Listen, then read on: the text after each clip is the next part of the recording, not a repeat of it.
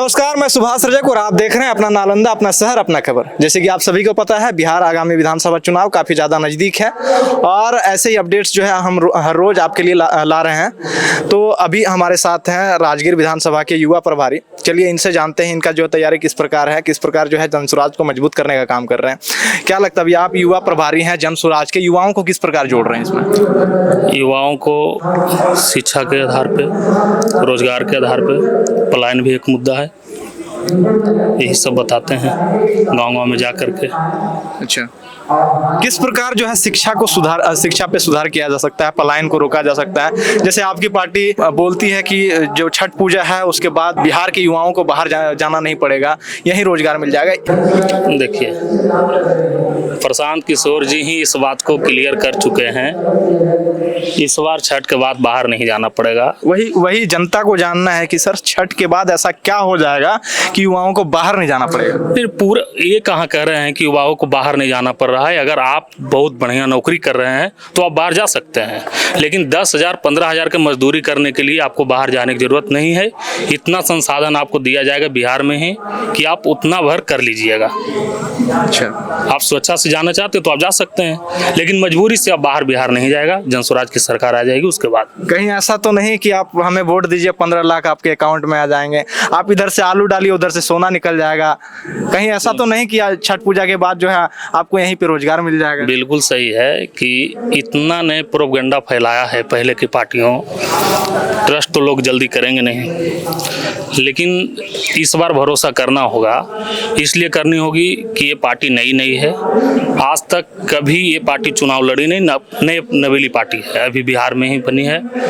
तो जो पहले से पार्टी 15 लाख रुपए हम आपके खाते में देंगे, उन्होंने नहीं दिया, वो चुन के नहीं आएंगे, क्योंकि आपने मुद्दे की बात की, आपने मुद्दा पे खरा नहीं उतरा, इसलिए आपने रिजेक्ट मार लिया।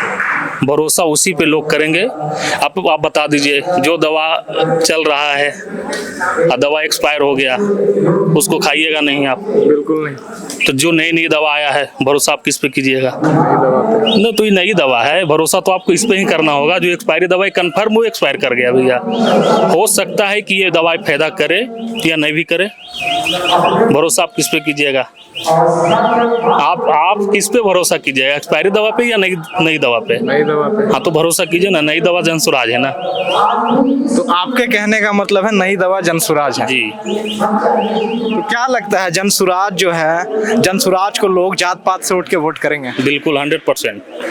आज तक जात पात की राजनीति होते आ रही है, खास करके बिहार और उत्तर प्रदेश में, लेकिन जनसुराज पार्टी जात पात की राजनीति नहीं करती है।